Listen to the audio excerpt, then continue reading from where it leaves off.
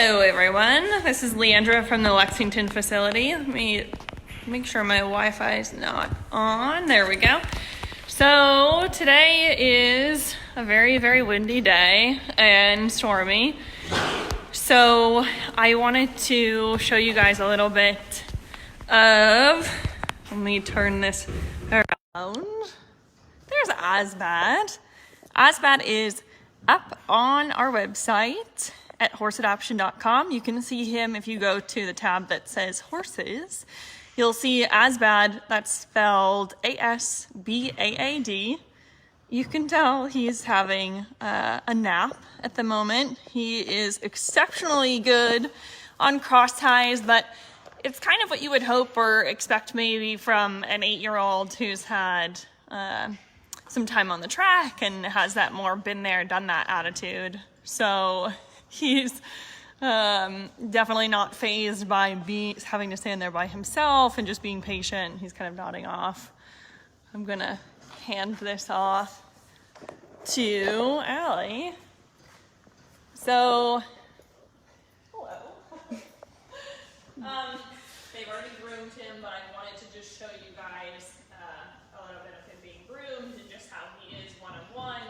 And then I've got all this stuff here, and what I'm going to try to do today on, of course, the windiest and stormiest of days is take a ride video so that you guys can see a little bit more of him. I have a video already on his profile, but I wanted to get an updated one of this guy, this sweet guy. And please feel free to type in any comments or questions that you have in that little comments bar. Even if you're watching this after we're live, just feel free to type in whatever questions. We'll try to circle back. But this is our meet and greet for today, Mr. ASBAAD. He's an 8-year-old gelding. And I'm going to just show you a little bit of his interactions one-on-one. And we'll get him all ready to go. And then we'll need the camera to actually record the video of the ride. So we'll sign off at that time, then tune in. We'll be updating that ride video later on today, and then you'll see the product of what we're doing right now. But as we do this, feel free to type in any questions. Allie is holding the phone, so she'll be able to tell me when it comes up. But there is kind of a stigma against thoroughbreds, and certainly it's true of some of them, that they're thinner skinned and maybe don't enjoy being groomed. But ASBAAD is actually mostly leaning into the word. Kind of like when you're getting a massage, so he's leaning into it. They don't always realize that they're over 1,000 pounds. They think they're like lap dogs. So sometimes if you step into your space, you can see he's moved out of it pretty quickly too. Would you like to eat a brush? Just smell it? That's nice. That's nice. So ASBAAD is a horse who has had his fair share of experience and came to us in September. He had quite a good amount of time just for rest and relaxation until we were ready to bring him into training. And when I first started him under saddle, he was a little bit of a pokey ride, like almost aloof. And what I found, I actually just updated his profile because we like to keep those dynamic, definitely changing as needed to be changed. But I just updated his profile because as ASBAAD has gotten fitter, he's become more enthusiastic about work and more excitable. So whereas he just was needing to have breaks all the time, and we just started out really slowly with him. As he's become fitter, he has shown more athletic tendencies, like if he gets excited about something, then he'll throw his head around or kind of hump up his bum. And he's really well-intentioned, he just is excited, but definitely he's not for a more novice rider who would be intimidated by that because you know, he's not trying to be naughty, he just is really excited about getting back into the swing of things. So I just updated that.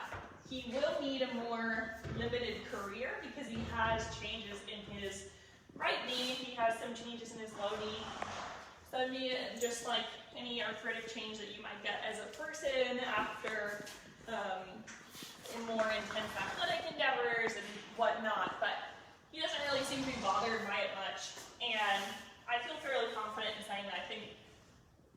pendulum will kind of swing back for him, where as he gets more into the routine and doesn't get as excited by just like, you know, being able to go out and do stuff, that I think that he has that really easygoing, laid back mentality, so it just needs to sort of translate into that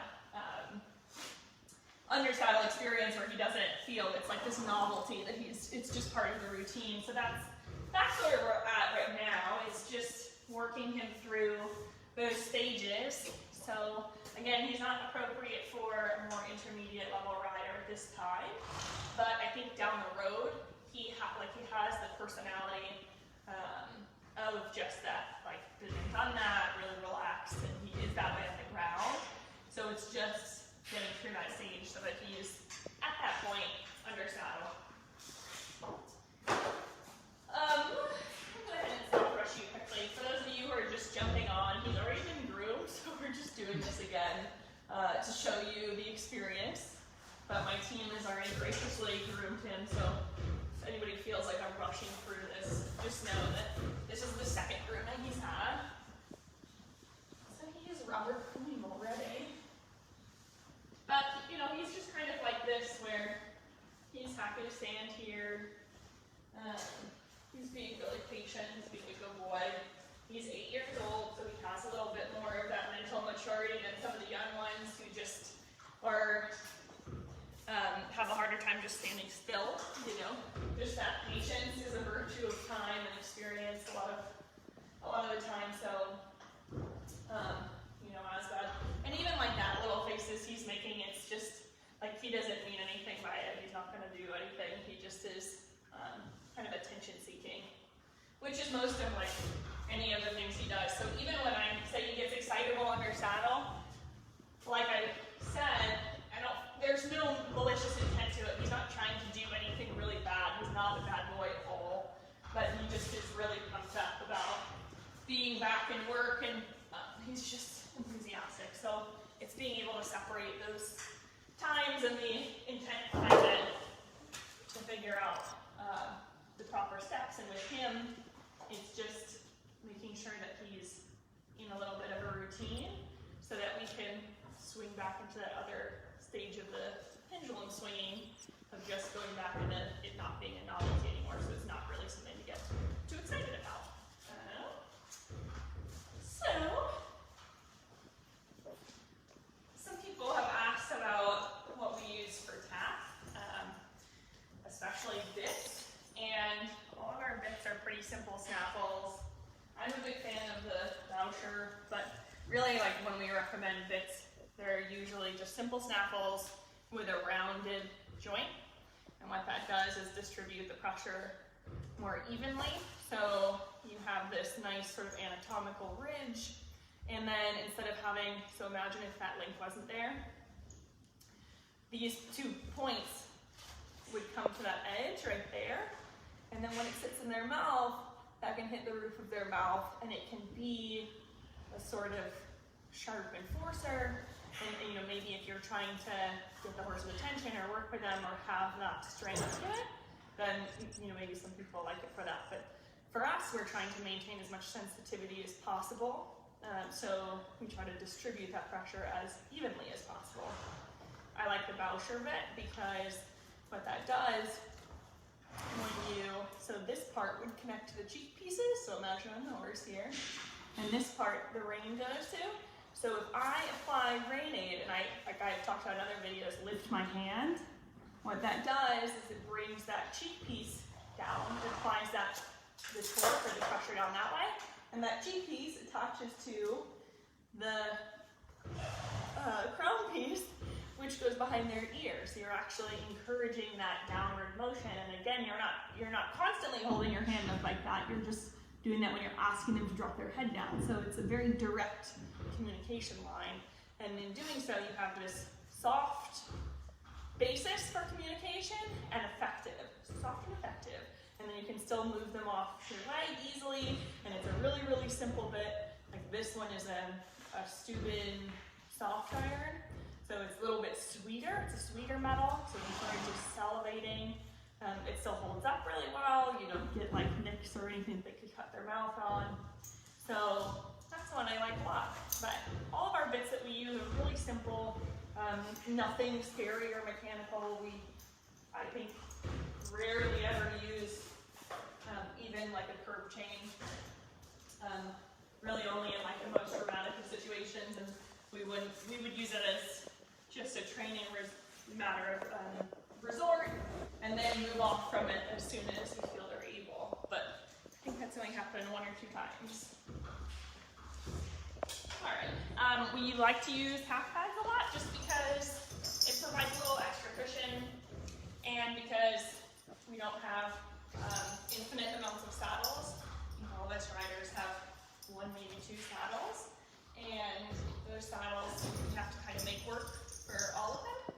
We have a couple of training saddles, but like even this one, it's very basic. I had even like the panels, a little section of the panel removed to make it more accommodating of the big thoroughbred shoulders. They articulate their shoulders a lot. There's a lot of motion, so it actually sometimes works against you to have a lot of padding underneath the saddle.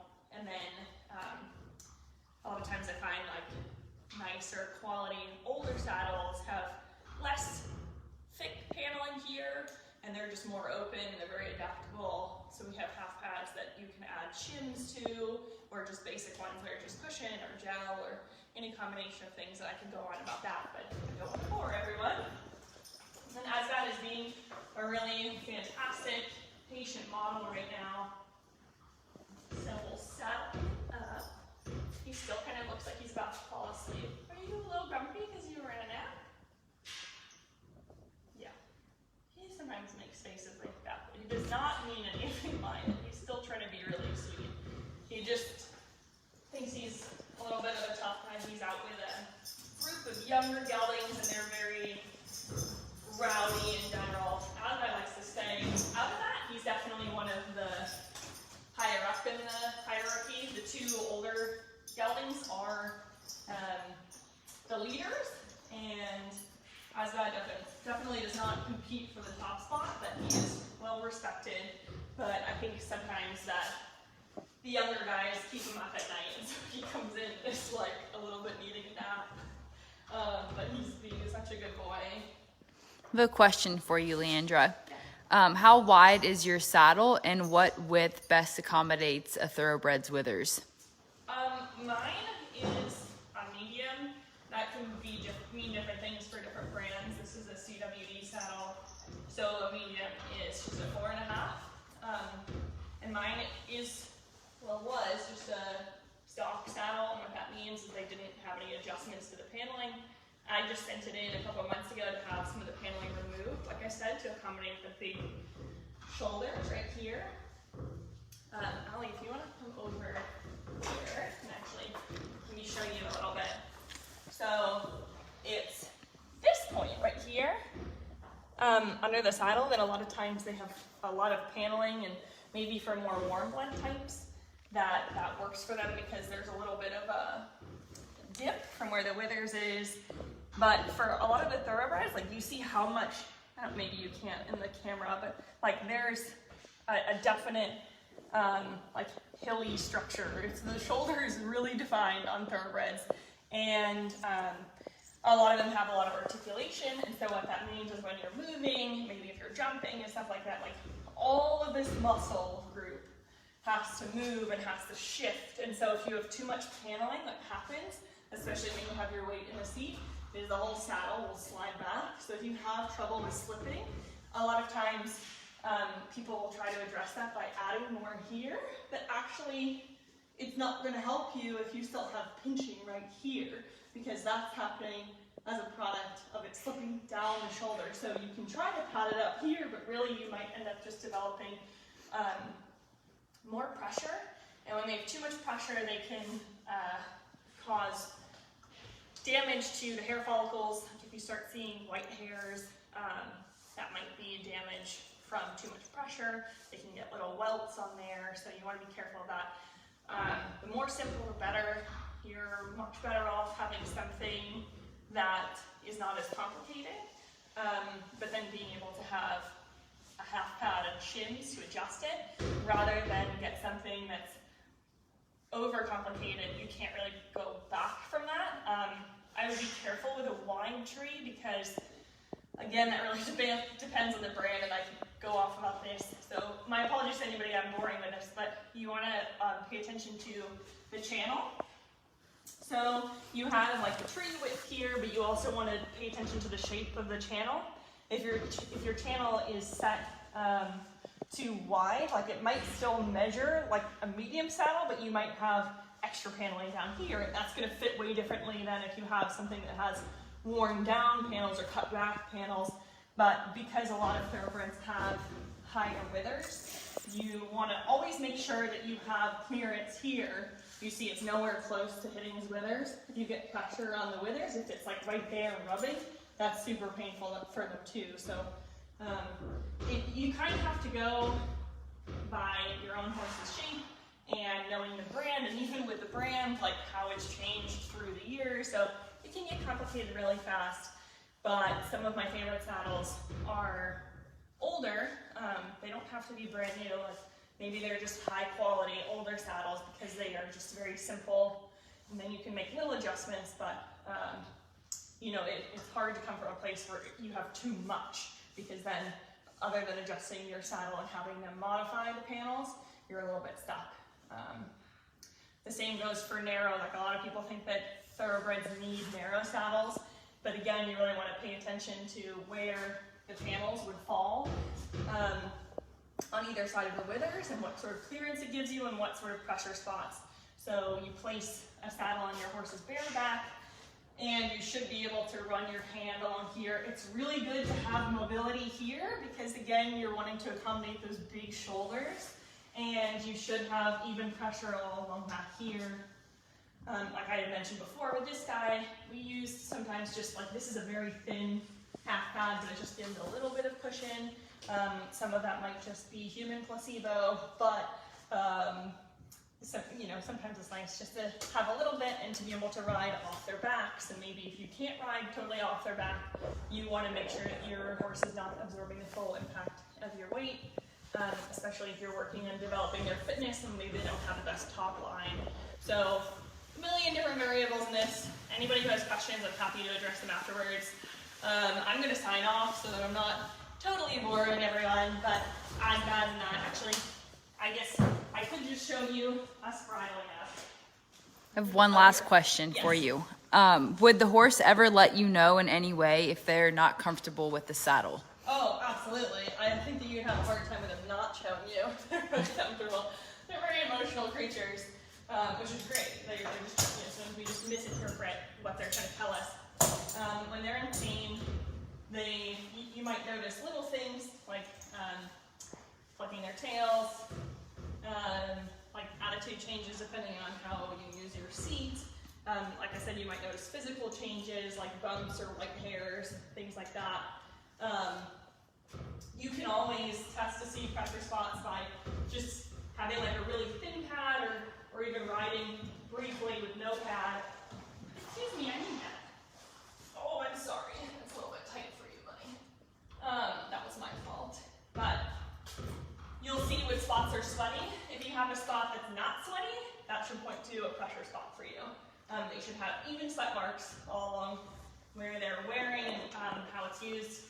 So if you feel like they're not comfortable, definitely get recommendations from other knowledgeable professionals or saddle fitters.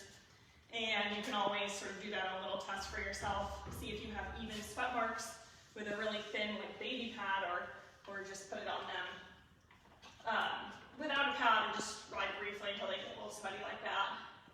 And just pay attention to what's normal for your horse. I think that's like my horse. He loves to switch his tail while we're riding. He has been checked out by every sort of vet and medical equine professional. He definitely doesn't have anything wrong with him. He just gets excited about things. He's a really enthusiastic sort of ride, and he just thinks he's a little like hot shot. So I know that like what's normal for him, but I can also tell like the difference between what's just like a normal like woo tail swish and like I'm irritated and I'm bracing. You might notice them bracing hard on one side. You can't do laterals the same sort of way. So really just try to know your horse's norm and just pay attention to how they might be telling you. Don't automatically go into thinking that your horse is being bad. Like a lot of people just misinterpret bad behavior and blame the horse, where the horse might just be trying to tell you that they're uncomfortable, and that might be ulcers, that might be saddle fit. So there's no perfect solution, but definitely that's the thing to look into if you think that you have a problem. Saddle fit is a way, way bigger, maybe not issue, but it's just not as well understood. A lot of people will just, put a saddle on and think that it fits, and maybe just not think much about it, but there are so many different things that can factor into the fit, and just your horse's comfort and your own comfort. You have to consider what's an appropriate size and feel for you. Maybe you're just not comfortable when you're riding, and because you're not comfortable, you're transferring some of that discomfort or unevenness to your horse. So again, I definitely can go off on these tangents all day. I'm happy to chat with anybody who has questions or concerns. I'm not an expert on saddle fit. I've just had a lot of saddle fit issues, and so spoken to a lot of experts and tried to absorb as much knowledge as possible from them. So happy to answer any questions I can, but definitely saddle fit is a complex beast and widely misunderstood. Sorry, I was trying to get that. He said, no, it's fine like that. I like that hairstyle. Okay, that's fine. Have a kiss? It's like, no, not that either. Oh, I know. All right, so signing off now. Tune in again tomorrow. I believe that we're having a meet and greet at our Xenia facility, if I'm not mistaken, but tune in tomorrow. We'll have another meet and greet, and you'll be able to see more adoptable horses. Thanks, everyone.